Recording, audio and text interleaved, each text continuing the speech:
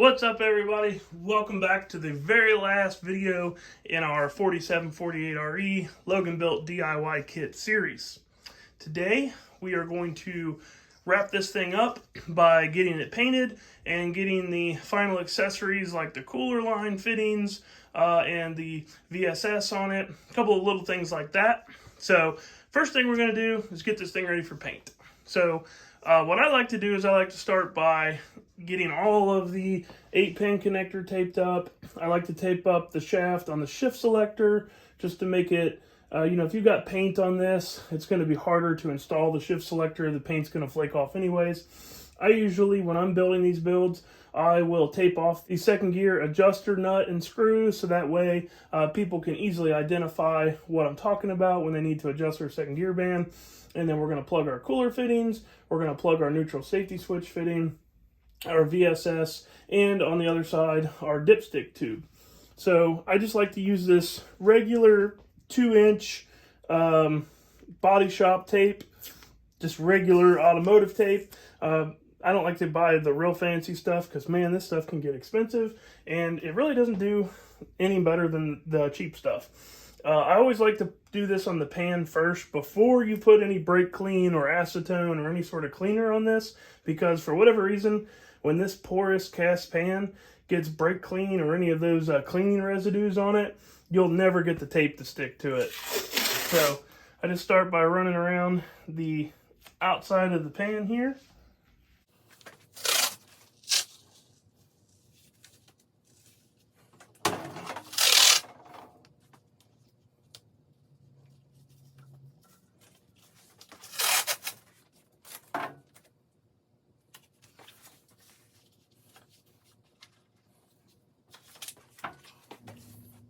So now we've got the perimeter of our pan taped up, and I used to only put one round of tape around this, but sometimes you have issues with getting overspray on the pan. So if you just go back over it with one more round of tape, that usually remedies that issue.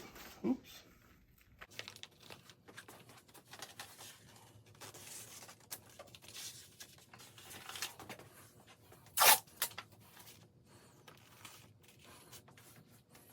Alright, so now that we've got our pan taped up, now I'll go through and I'll basically just take the tape and I'll roll it in on itself like so, kind of making it wider out here towards the end. And then now I can shove this down into the cooler fittings and keep the paint out of the threads there. And do the same thing for the rear one.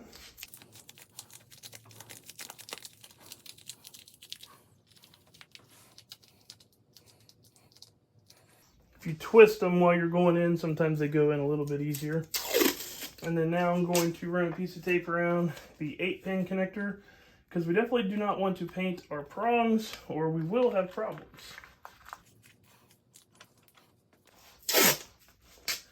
And then I'll run a piece of tape around the shift selector shaft here.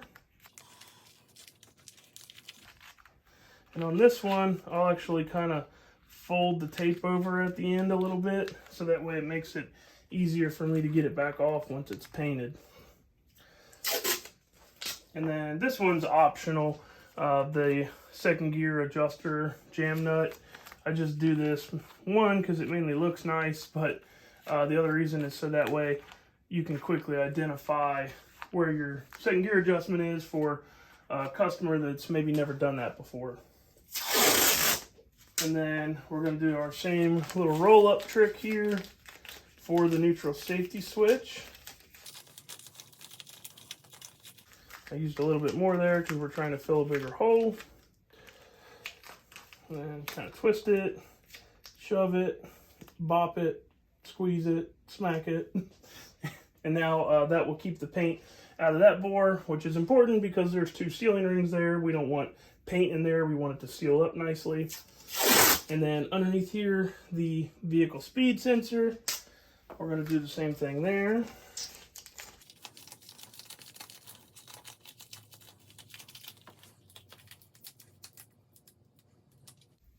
And then that's everything on this side that we don't want painted. So now we're going to scroll to the back. I usually just stick a little thing of tape on the output shaft now because I've had one get a little overspray on it before. So just to make sure that don't have any issues there. And then we're going to do our same little roll-up trick over here in the dipstick bore.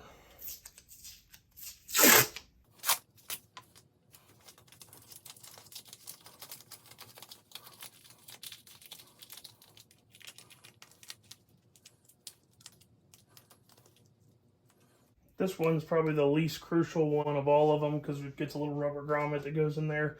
But now that's all done.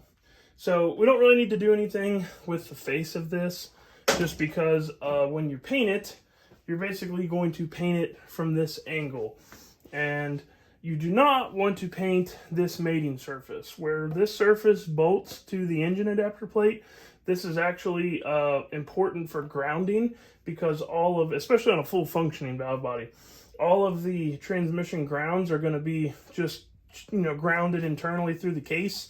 So if you paint this, you can actually disturb the grounds and possibly have grounding issues. So you don't need to do anything. You don't need to tape it up or anything necessarily, but just when you're painting, just make sure that you're not getting any paint on that.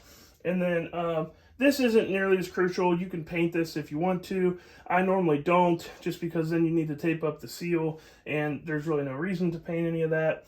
But this thing is now ready for paint. So what I'll do from here is I'll just take some brake clean and I'll run, you know, half a can or so over it. This one has come out of the washer really nice, so I won't have to work very hard for the painting process of it, but run some brake clean over it. I'll dry it off really good with my Scott rags, and then usually I'll use a little bit of air just to blow the brake clean out of anywhere that I don't get with the towel, like might build up in there and here, and then ready for paint. So the paint of choice for me is this VHT roll bar and chassis paint. It's 250 degree rated, so it's, you know, not going to flake off when the transmission gets hot. This is a satin black, so it doesn't reflect light, makes the transmission look really nice, and it's just what I have found to be most readily available and easiest to use. Of course, it's your transmission. You can paint it whatever color you'd like. I just like simple, flat colors that don't reflect light because they look best on the cast, and it's easier to identify if you do have a cooler line leaking or something. So now I'm going to roll this thing outside, get it painted. Make sure that you're doing this in a well-ventilated area. You don't want to be painting inside of a small room like this. So I'm going to go get this thing painted, and then we'll regroup to finish up the final accessories. All right, so we've got the transmission back from paint. It's looking all nice and clean, ready to go in. And the last final steps here are we just need to put our cooler fittings on, our dipstick tube grommet, and our neutral safety switch. So I'll start with the cooler fittings. You'll want to clean these off really good. They're just a 1/4 inch MPT fitting, and there is an O-ring in here that you're going to want to change out. Now, if you're doing an aftermarket cooler of some sort, you might be using AN style fittings, and so this process here might not apply to you. But if you're like most people with, you know, 800 horsepower and below builds, you're going to be reusing your factory lines. So you're going to go into your kit, and you're going to find the O-rings that look like what came out of this, and you're going to put these back in. Now, when you put these in, try to make sure that you run them all the way down, close as possible you can to seating them. I'm not a big fan of going in there with too much pressure on a tool. Just barely go in and push them down in there. And now they're good to go. You have a fresh new O-ring, so when you put that line back in, it's going to seal up good and tight. And then we'll just repeat the process here on the second one.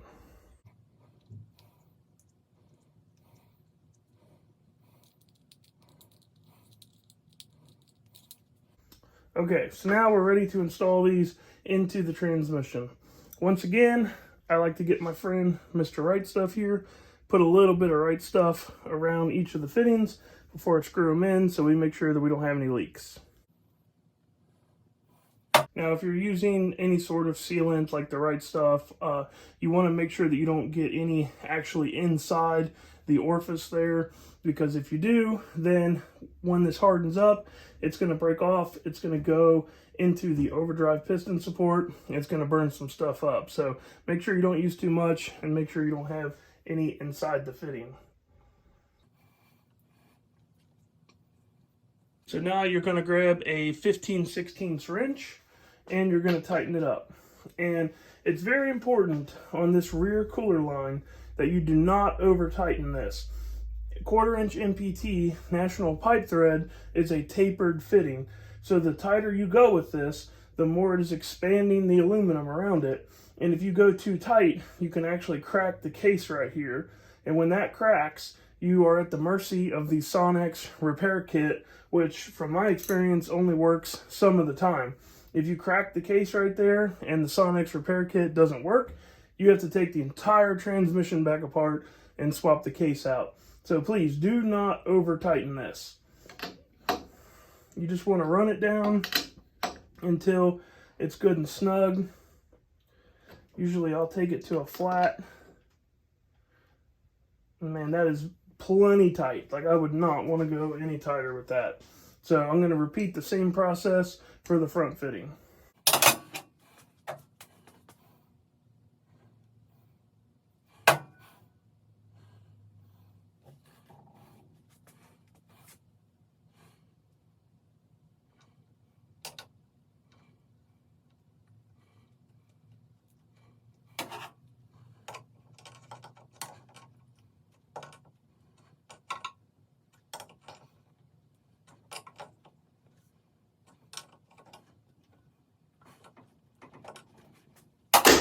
The front fitting there is a little bit more forgiving on the tightening of that, but still, you don't want to kill it. And then, of course, when you tighten the lines into the fittings, you're going to want to make sure that you hold one side of the fitting as you torque down the other side. So now we'll put our vehicle speed sensor in. If you have a good working vehicle speed sensor and the clip is not busted off of it, it's not broken or damaged, I encourage people to reuse their OEM ones. The aftermarket ones sometimes can be finicky. Sometimes they can fail prematurely. So usually if these are in good shape, I'll always run the factory one. In this case, this particular transmission, it was busted off. So we get a new one. And because it's new, we don't have to worry about changing that O-ring. But if you are reusing your old one, you're going to go in your kit and you're going to find a black O-ring. Your factory one is going to be blue here, and then the kit supplies you with a black one, and it's a thin O-ring. You'll be able to tell the difference when you swap these out. And then I don't put any sort of right stuff or sealant on this just because it has a good O-ring seal, and typically once you tighten these up, they don't leak. So our vehicle speed sensor is going to go back here on the overdrive section. And once again, we're not going to over tighten this. We're just going to tighten it down until it's good and snug, and then you'll be in good shape.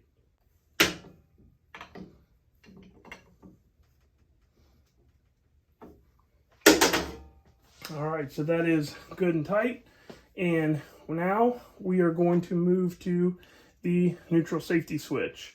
If you have a 47 RE, yours is not going to look like this. Yours is going to be a screw-in style 3-prong setup. Because this is a 48, this is a 5-prong, and this actually bolts in like so. And so there's an O-ring on here that you need to change. The O-ring looks like this from the factory. The one that you're going to use out of your kit is an orange color, and it's black underneath. You're just going to roll this on. It's not a lip seal, so you can roll it and just make sure that it's in the groove here good. And then once again, I'm going to use a little bit of right stuff around this because these seals are prone to leaking and we do not want to have any leaks. If you have a 47, then you're going to use this sealing washer that is in your kit when you change out your neutral safety switch. And once again, same deal. I like to put just a little bit of right stuff smeared around it, similar to how we did the shift selector shaft seal. but that way you don't have to worry about ever having any leaks. And then you can actually go one step further and put just the smallest amount here on the inside as well. Okay, so now that we have a little bit of right stuff smeared on that, we're gonna grab our T25 Torx screwdriver. We are going to install the neutral safety switch, and this has a detent in it, so you're pushing the detent in when you install it, and so there's going to be some spring pressure on it, so you're going to have to hold it there while you start the screws.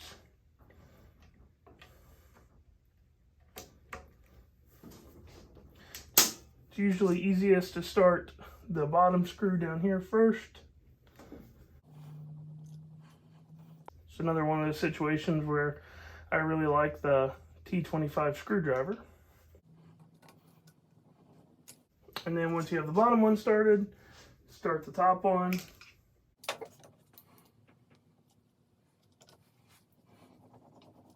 And go ahead and cinch these down. They don't need to be extremely tight, just tighten them up by hand and you'll be good to go. So, last step, we're going to spin the transmission around and we're going to put our dipstick grommet in. It's important that you replace this because these things get pretty dried out and brittle over time, and if you don't replace it, it can leak out the dipstick, because in park, when the transmission fluid is full and at the correct level, fluid is actually going to be up in the dipstick. So if this thing is cracked and dry rotted, it will actually leak overnight, or if it's parked for a long period of time, because it's got fluid up in here when it's not running. So no special right stuff or any tricks to this. You're just going to install it into the bore like so, push it all the way down, and as simple as that, that thing is done. So the last thing we need to discuss to wrap this up is fluid and break-in procedure. I have a full video covering the install procedure if any of you guys are interested in that. If you go to the transmission playlist on my channel and you scroll down, you'll find the how to install 4748 video. And then after you've watched that, then let's talk about the break-in procedure. So this isn't like an engine. You're not going to go out and treat it a particular kind of way. I usually recommend that if you have the ability to put a line pressure gauge on it, put a line pressure gauge on it, make sure the pressure looks good. If you need to consult with me on that, make sure your fluid levels are good.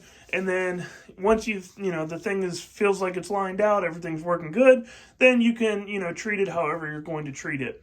But at 500 miles, you need to do an initial service. And it doesn't have to be at exactly 500 miles, and it could be even a little bit longer than 500 miles, but definitely no longer than 1,000 miles, and I prefer it to be closer to 500. You're going to want to do a fluid and filter change.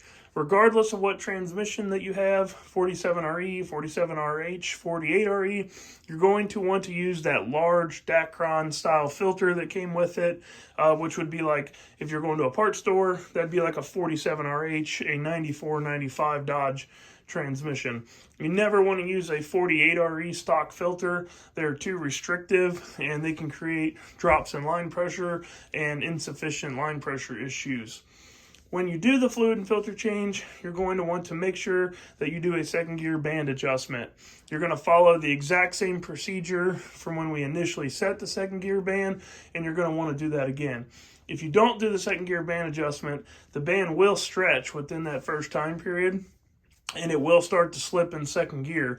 And if you don't catch it right away, it'll burn the band up, and then you'll have to pull it back out and fix that. So that's pretty much all you have to do for a break-in procedure. Just make sure that change the fluid, change the filter, do the second gear adjustment at 500 miles. And that concludes the building of our 2006 full functioning 600 horsepower 48RE. Everything we discussed in this applies for 47RE, 47RH, from entry level builds all the way up to the 800 horsepower units. I hope you guys have enjoyed this video series as much as I've enjoyed making it. Took some time, but I think that now you guys have a really good idea of what you're getting into with these DIY kits. And I think that now you guys can understand that as long as you have some basic tools, some patience, and a little bit of know-how, you'll be able to easily build your own 4748 RE transmission. Once again, you can find those rebuild kits on my website at www.getloganbuilt.com. And then, if you guys are not comfortable with building your own transmission, if you've watched this series and you think, man, this is just a little bit over my head, this is just a little bit more than what I really want to take on, give me a call, send an email to info@getloganbuilt.com, or shoot me a text, 859-466-7737, and we can talk about doing a build for you. That's all I got for these guys. Thank you for watching them. If you don't mind, share these with the people. If you've got Facebook or Instagram, or if you have a YouTube account yourself and you like what I've done here and you found it helpful, spread the word so we can get this out to as many people as possible. Thanks, guys. Like always, we will see you on the next one.